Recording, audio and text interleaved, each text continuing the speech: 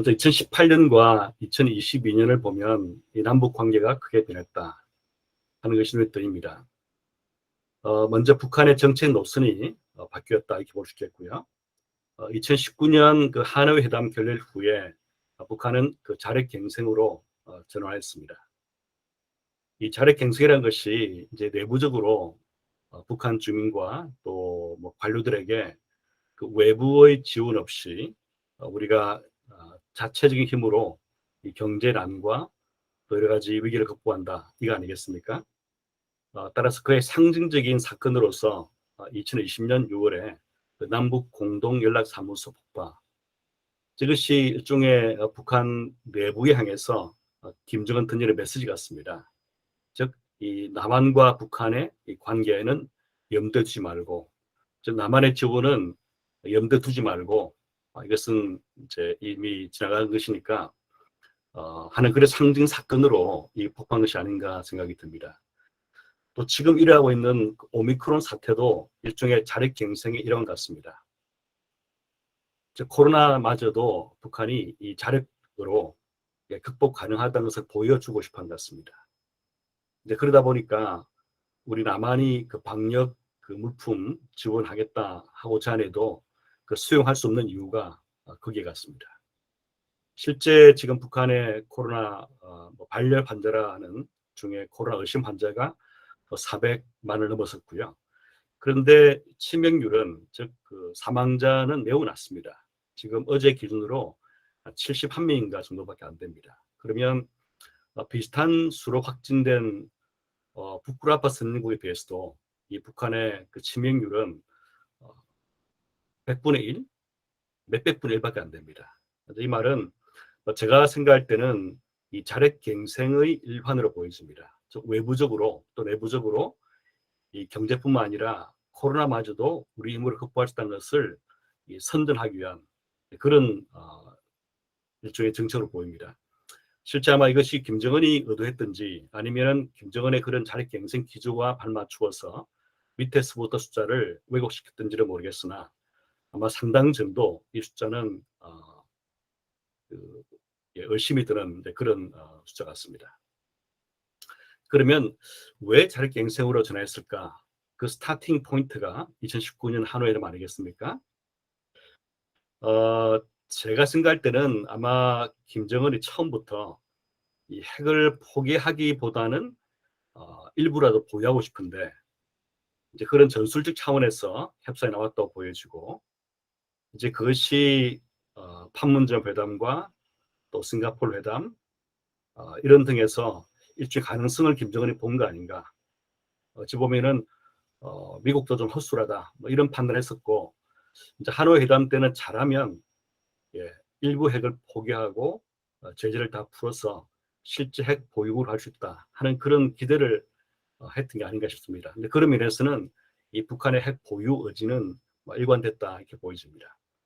근데 그 방식은 예전에 협상보다는 이제 2019년 하노이 회담 이후는 이 자력갱생으로 바뀐 이유는 결국 전술적 차원에서 이 그런 일종의 이전의 얼치기 전략으로서는 안 되기 때문에 우리가 이 자력으로 할 수 있다는 것을 보여주는 전략으로 바꿨다 이렇게 볼 수 있겠고요.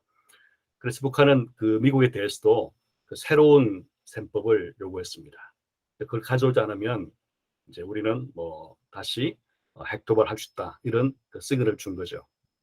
그 지금까지 앞에서 본 오미크론 사태까지 이러면서 북한은 이 버틸 수 있다는 것을 보여줌으로써 이 대미 압박을 하는 거죠. 다시 말씀드리면 일종의 핵 군축 회담은 가능하겠지만 핵 포기는 안 하겠다 하는 것을 실제 보여줌으로써 미국이 그 새로운 일종의 그 제안을 가지고 협상하기를 요구하는 것 같습니다.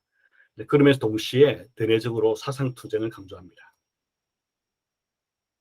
그다음에 두 번째 변화는 이제 국제 질서도 변화됐습니다. 2018년과 2022년 보면 가장 눈에 띄는 것이 미중 대립이 격화됐지 않습니까? 미국 내부에서도 미중 대립을 어디까지 가져갈 것인지 그 서로 의견이 다른 것 같습니다. 예를 들어서 조셉 나이 같은 교수님은 좀 소프트한 편이시고 하지만 미국 정부 내 의견은 대략적으로 메인스트림은 미중 관계는 일종의 그 전쟁이다. 근데 경제적인 전쟁이다 하는 것을 이해하고 여기에 집중하고 있는 듯합니다. 또 그리고 우리가 예상치 못했지만 이 러시아가 우크라이나 침공함으로써 이 중국과 러시아가 밀착하는 그런 움직임을 보이고 있습니다. 따라서 이 미중 대립과 미르 대비라는 것이 이 북한의 외교적 공간을 넓힌 측면이 있습니다. 중국, 러시아가 밀착함으로써 이번에 우리가 안 것처럼 북한이 ICBM 발사했지만 유엔 안보리에서는 트리거 조항도 통과시키지 못하고 있지 않습니까? 이런 국제 환경 가운데서 이 북한의 외교적 공간은 일부 넓어졌다 이렇게 보입니다. 하지만 반드시 좋은 소식만 있는 게 아니라 미국이 중국과의 어떤 그 경쟁 혹은 중국의 패권 국으로 등장을 막으려고 하는 시도를 하다 보니까 트럼프 정부에 비해서 미국의 그 북한 문제 집중도가 현재 떨어졌습니다. 따라서 이 사태가 계속 미국에 관심 없이 가게 되면 북한의 경제난 또 코로나 사태와 이렇게 맞물려서 이 내부적인 어려움이 더 가중된다 하는 것이 일종의 북한의 시간적인 계산을 해볼 때 불리하다 하는 판단을 하는 게 아닌가 싶습니다. 그 판단은 아마 앞으로 더욱 거센 도발로 이어질 가능성이 있습니다만 또 그것은 중국이나 러시아 등에도 영향을 미치기 때문에 예를 들어 핵실험하게 되면은 중국이나 특히 중국이 어떻게 나올지 하는 것이 관심이기 때문에 그것도 일종의 북한으로 볼 때는 새로운 개선을 해야 되는 그런 시점이라고 볼 수 있겠습니다. 그럼 남북 관계를 어떻게 할 것이냐? 저는 장기적으로는 통합 혹은 통일로 가야 하는 것이 우리 한반도의 미래가 아닌가 싶고요. 하지만 단기에는 이 비핵화 없이 남북 관계를 개선할 수는 없다. 따라서 단기는 비핵화, 장기는 통합 혹은 통일로 보입니다. 그러면 이 단기와 장기를 잇는 다리가 뭐냐? 저는 경협 등이 아닌가 싶습니다. 경협이라는 것은 일종의 남북 협력이라고 보여지겠죠. 단기 비핵화, 중기 경협, 장기 통합. 이게 자연스러운 시퀀스 같이 보입니다. 비핵화를 바이파스해서 바로 경협할 수도 없고 그런 경우는 북한의 비핵화를 오히려 확률 떨어뜨리는 거겠죠. 다시 말씀드려 북한의 핵 보유국을 만드는 데 기여할 수 있기 때문에 이 비핵화를 통해서 경협하는 것이 자연스러운 또 바람직한 시퀀스 같고요. 근데 만약에 비핵화에 실패하게 되면은 우리가 선택할 수 있는 초이스가 매우 제한되고 아마 매우 엄중한 결정을 해야 될 것 같습니다. 하지만 만약에 비핵화 성공한다 그러면은 경협과 통합의 남북 관계가 새롭게 설정될 수 있게 보이고요. 그러면 최적의 대북 정책은 뭘까? 일단 현실적이고 그 실행 가능해야 되겠죠. 그동안 그 정부의 대북 정책을 보면 뭐 보수와 진보 공이 그렇습니다만 이 feasible하지 않는 정책을 많이 내세웠습니다. 그래서 현실적으로 어떤 그 대북 정책의 실효성이 떨어졌고요. 또 남북 관계를 좀 개척할 수 있는 그런 기회도 잃어버렸다 이렇게 볼 수 있겠습니다. 제가 생각할 때는 이 대북 정책은 이 멀리 볼 때는 망원경, 가까이 볼 때 현미경을 동시에 사용한다 생각합니다. 즉 우리가 미래의 목표가 뭐냐? 즉 통합과 통일이라 그러면 현재 직면하고 있는 문제가 뭐냐? 현미경을 자세히 봐야 되겠죠. 이런 아주 구체적이면서도 또 남북 관계 생각할 때는 미래지향적인 것을 같이 담아낼 수 있는 그런 대북 정책이 필요하다 이렇게 보여집니다.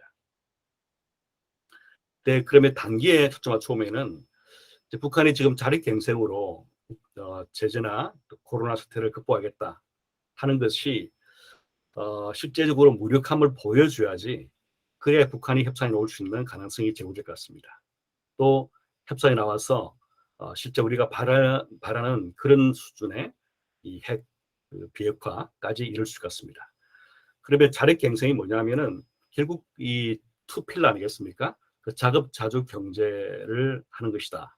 또 두 번째는 사상 무장을 하는 것이다. 이걸 가지고서는 김정은은 버티겠다 이거 아니겠습니까? 그런데 자급자족이라는 것은 일단 북한의 그 제재 받기 전에 경제 구조를 보면 이미 국제 경제 질서에 많이 편입됐기 때문에 거의 불가능합니다. 북한의 무역 개방도가 제재받기 전에 2014년에 52%였습니다. 그 당시 전 세계 평균이 무역 개방도가 60%였습니다. 이제 그건 공식 통계만 그렇고 비공식과 합치게 되면은 아마 제재받기 전에 북한이 한국만큼이나 무역 개방 높았다 해도 과언이 아닙니다. 따라서 이제 북한이 알 수 없을지도 모릅니다만 실제 북한 경제는 그 이전에 특히 중국과의 여러 가지 무역 관계를 통해서 공급망이 엮였기 때문에 지금 그것을 바로 자급자족으로 돌리게 되면 결국 경제 충격이 커지는 거죠. 따라서 이제 북한이 이 자급자족을 고집할수록 이제 경제적인 회복력은 떨어지고 코로나 풀려도 아마 북한이 기대한 만큼 성장 못할 수 있습니다. 아마 김정은 생각은 이렇게 버티다가 이제 코로나 풀리면은 중국과 경제 협력을 하고 또 무역을 함으로써 예전에 좀 괜찮은 시절로 돌아가겠다 하는 생각 아니겠습니까? 근데 일단 그 무역이 가능하더라도 코로나 이후에 그러더라도 일단 북중 관계라는 것이 미묘하기 때문에 중국이 북한의 발전을 위한 협력을 할지는 모르겠습니다. 즉 북중 무역이 대부분 상업적 무역인데 그 상업적 무역의 주요 아이템이 광물, 또 어패류, 그다음에 그 의류, 옷 가공 등이 아니겠습니까? 예전에 이제 한국과 그 경제 발전을 보면 그때의 그 지식 컨텐츠라든지 혹은 기술 컨텐츠에 비교해 볼 때 이 북중 무역이 장기적으로 북한을 발전시킨 한계가 있습니다. 즉, 이 무역을 통한 부가치의 생산이 아주 낮은 그런 수준의 무역입니다. 그뿐 아니라 중국의 아마 정부의 관심도 이 북한의 연명이지 북한의 경제 발전은 아니라고 생각합니다. 즉, 만약에 핵을 가진 북한이 경제까지도 좋아진다 그러면 이 중국 말을 잘 듣겠습니까? 따라 중국은 북한의 일종의 그 서바이벌 라인을 제공할 수 있겠지만 이 북한의 개혁 개방 없이 중국의 지원만으로 경제를 발전시킬 수 있는 그런 수준의 지원은 안 할 걸로 보여집니다. 또 미중 대립이 격화되어 있는데 중국이 제재를 다 풀 수 있는 그럴 수 있는 국제 관계 아니라고 봅니다. 따라서 이 코로나 끝나더라도 북한 경제가 성장할 수 있는 한계가 있다 보여지고요. 아마 그거는 제 짐작으로는 연평균 한 2% 정도 아닌가 싶습니다. 그 다음에 사상 무장이 그 자립경쟁의 중요한 축인데 이 부분을 어떻게 딜링할 것인가 하는 것이 또 새로운 관심 같습니다. 자급자족 경제는 북한 해보면 안 될 걸 알거든요. 사상 무장은 이제 북한이 대내적으로 오미크론 사태마저도 일종의 그 선동을 쓰고 있는데 이게 이제 북한 주민이나 북한 관료나 이런 사람들이 객관적인 지식을 갖게 되면은 이런 것에 그 실효성이 없다는 것을 알지 않습니까? 그래 볼 때 일종의 북한의 지식화가 필요하다. 북한의 일종의 난리지를 어떻게 전달할 것이냐. 즉, 이 북한의 경제난에 온 것도 북한의 핵 개발 때문에 온 것이고, 그 다음에 지금 오미크론 사태로 북한 주민이 고통을 받는 것도 이 자력경쟁, 이 뿌리는 결국 핵 보유 아니겠습니까? 즉, 핵 문제란 것이 북한 주민의 고통을 주는 가장 근본적 이유다 하는 것을 인식할 수 있도록 북한 주민이나 북한 전문가들이 그런 북한의 지식화가 필요하다 이렇게 보여집니다. 그럼 저는 이런 일종의 시퀀스된 전략이 어떠냐 생각합니다. 제가 생각할 때 그동안 대북 정책은 메뉴가 매우 간단했던 것 같습니다. 일단 북한이 먼저 움직이라는 것이었고, 그 다음에 이제 비핵개방 3층 같은 북한이 먼저 움직이는 것이고, 박근혜 정부 때의 대북 정책은 공식적인 타이틀은 다르지만 또 어찌 보면은 북한 붕괴를 기대한 것처럼 보일 수도 있고 말이죠. 그 메뉴가 좀 불분명하고 또 심플했던 것 같아요. 진보도 그랬죠, 그죠? 지난 정부를 보면은 메뉴가 경협이란 것이 비핵화 전에도 이렇게 나올 정도로 단순한 메뉴 아니겠습니까? 비유를 하자 그러면 식당에 들어가는데 이 보수 식당이나 진보 식당이나 메뉴가 하나밖에 없는 그런 식당 같았습니다. 근데 지금 우리가 사는 환경은 하나만의 메뉴로서는 북한 문제 풀 수 없다. 다양한 메뉴를 엮어내야 되고 패키지로 만들어야 되고 그런 시간적인 순서에 따라서 또 북한의 변화 단계에 따라서 쓸 수 있는 이제 그런 그 스트라테지가 필요하다 생각됩니다. 그 제가 좀 이해하기 어려웠던 것이 경제학에서는 뭐 경제학자들 대부분 다 우리가 경제 안정을 위해 쓸 수 있는 정책이 뭐 재정 정책과 통화 정책 아니겠습니까? 그러면 이 두 정책은 컴플리멘터리한 거 아니겠습니까? 보완적이지 않습니까? 제가 진보나 보수의 대북질 보면은 이 정책의 보완성을 잘 모르는 것 같아요. 하나만 있으면 된다고 생각하시는데 제가 볼 때는 여러 메뉴를 잘 개발해서 이 시간에 따라서 그 패키지로 만들어 쓰는 것이 효과적이다. 그러면 어떤 메뉴 가능할 것이냐? 뭐 지금 현재로서는 생션이 가장 주된 메뉴겠죠. 제재. 그 다음에 경제 발전. 북한이 이제 경제 발전할 수 있다는 미래를 보여줌으로써 역으로 현재를 볼 수 있게 하는, 즉 미래의 발전된 기회를 놓치는 것이 뭐냐, 결국 핵 문제다 하는 것을 알게 하고 또 그를 위한 구체적인 경제 발전 그 프로젝트를 가동하는 것도 메뉴 들어갈 수 있겠습니다. 그 다음에 이제 평화 체제, 즉 뭐 북한도 체제 안전을 보장받기 원할 테니까 그 비핵화할 경우에 어떤 식으로 체제 안전을 보장할 것인지에 대한 그런 메뉴도 필요하겠고요. 그 다음에 이제 북한의 핵 개발에 대응하는 억지력이 중요하겠죠. 그래서 이것을 좀 시퀀스 해보자.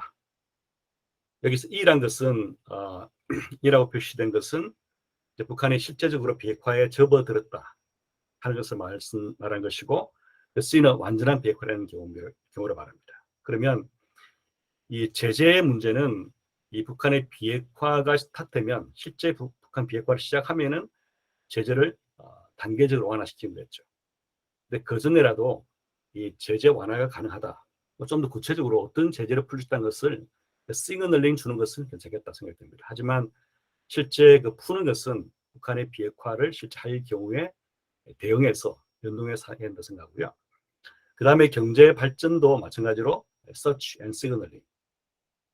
즉 북한이 구체적으로 어떤 경제 발전의 파트가 있는지, 또 경제 발전의 결과가 어떤지, 또 그 방법이 뭔지를 설명하고 또 설득하고 또 알려주는 작업들.